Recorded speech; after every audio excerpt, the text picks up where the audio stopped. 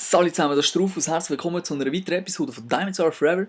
Und die Waffe, die wir heute anschauen, die hat etwas Gemeinsames mit der Fall OSW. Was? Sie ist in der Liga verboten, zählt als overpowered. Ich rede von der Cup 40 Secondary.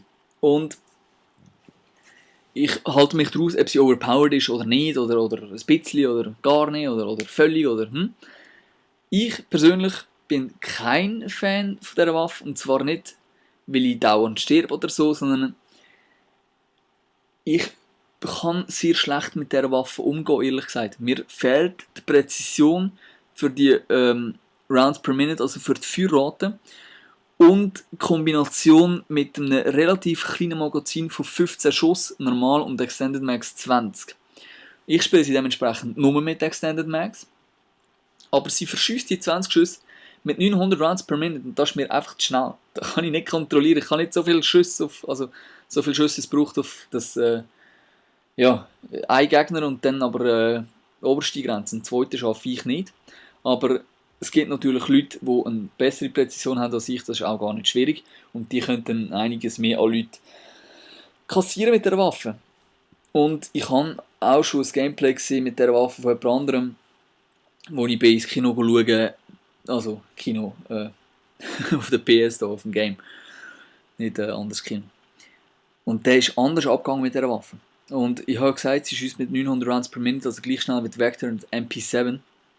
Finde ich eigentlich sehr geil, aber eben, ein bisschen wenig Munition. Das ist das Einzige, wo ich nicht klarkomme damit.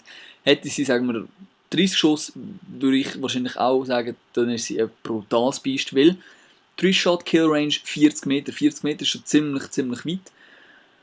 Und dann haben wir noch 5-Shot Kill Range 107, 4 Schuss haben wir natürlich auch auf 69 und 6 Schuss sind dann auf endlose Distanz. Hip Spread steht low, also dass es sehr gut ist.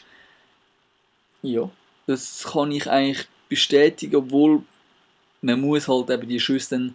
Also ich hätte es jetzt eher Medium gesagt, ganz ehrlich. Wenn ich einen Gegner vor mir habe und einfach nicht zielen und schiessen, dann ist es eher eine Glückssache. Gut, das ist Black Ops 2 sowieso Glückssache, aber nicht umgeht.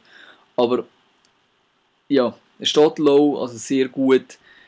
Ich würde sagen Medium, aber es geht auf jeden Fall. Das ist mal fest. Movement Speed 100% wie immer. Was mich auch erstaunt hat, ist Reload Time ist 1,45 Sekunden und damit ist sie die schnellste in der Kategorie Pistole. Gleich schnell wie Tag 45, also die zwei teilen sich Platz 1.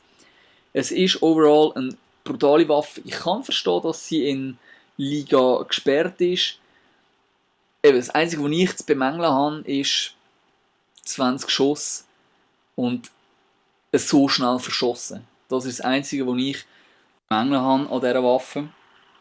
Aber ich meine, wenn jetzt jemand wirklich eine gute Präzision hat, das haben wir gesagt, 40 Meter, 3 Schuss, Kill, also. Und es kommt nicht im Extended Max mit 15 Schuss. Das würde im Optimalfall bedeuten, dass das 5 Gegner sind. Also, sie ist bombastisch, was das anbelangt, wenn man eine gute Präzision hat.